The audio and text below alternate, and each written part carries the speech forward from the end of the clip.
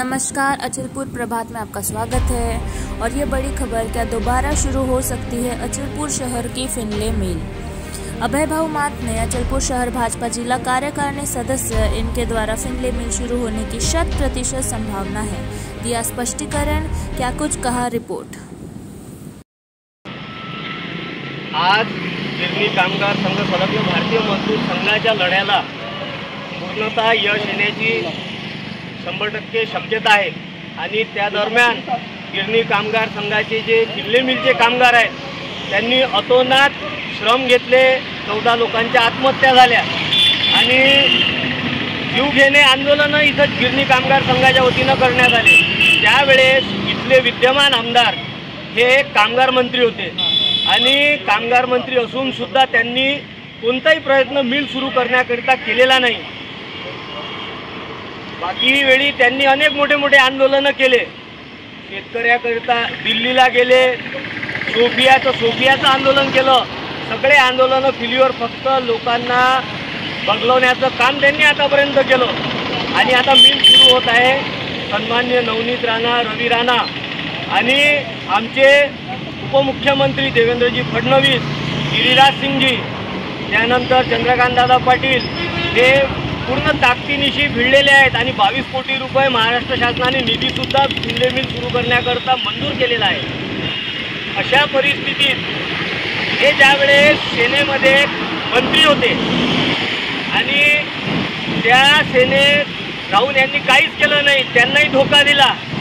आज भारतीय जनता पार्टीच्या महायुतीच्या सरकारमध्ये आहेत, सर्व जे मलाई आहे ते यांनी खाऊन घेतली आणि आता ज्यावेळेस नवनीत राणाचा वेळ आला त्यावेळेस त्यांनी काय केलं हे सर्व दूर आहेत। मी थोडं राजकीय बोलून राहिलो, परंतु राजकीय बोलणं याच्यासाठी आवश्यक आहे की त्यांनी त्या दिवशी कालच्या बाईटमध्ये म्हटलं आहे की नवनीत राणा, रवी राणानं काय केलं। तुम्ही नवनीत राणा आणि रवी राणाची आपली बराबरीच करू नाही शकत। रवी राणांनी स्वतःच्या मतदारसंघात 2 मिल आणले, टेक्सटाईल पार्क आहे, तिथे वॅगन कारखाना आहे रोजगाराच्या दृष्टिकोनातून, तिथं जे हे आहे आपलं विमानतळ ते सुरू होणार आहे, तिथे मेडिकल कॉलेज होऊन राहिलं।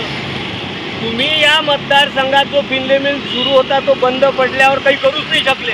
तुम्ही या मतदारसंघात कोणता व्यवसाय आणला हे सांगा सगळ्यात प्रथम। या मतदारसंघात बेरोजगारीची संख्या वाढली, त्यामुळे गुन्हेगारीची संख्या वाढली। एक मिल तुमच्या यानं सुरू झाला नाही आणि आता सुरू होऊन राहिला तर राजकारण करणं सुरू केलं।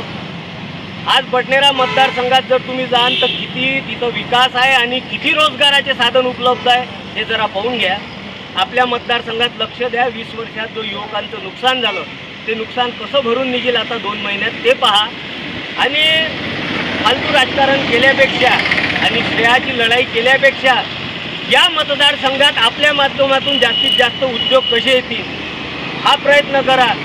आपण हा प्रयत्न कधीच केला नाही। आपण फक्त स्वतःच्या संस्था वाढवणे, स्वतःचा पैसा वाढवणे, या शेती घेणे याकडे लक्ष दिले आहे। यापेक्षा दुसऱ्या कोणाला दोष देण्यापेक्षा आपण या मतदारसंघात आता 2 महिन्यात एखादा मोठा उद्योग आणून दाखवा।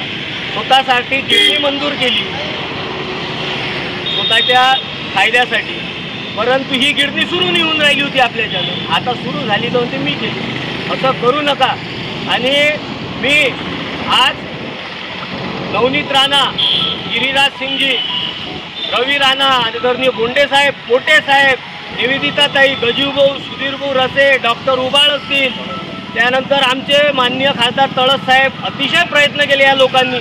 या सर्वांचे आभार मानतो आणि लवकरात लवकर हा मिल सुरू व्हावा आणि याचं राजकारण होऊ नये एवढंच सांगतो आणि थांबतो।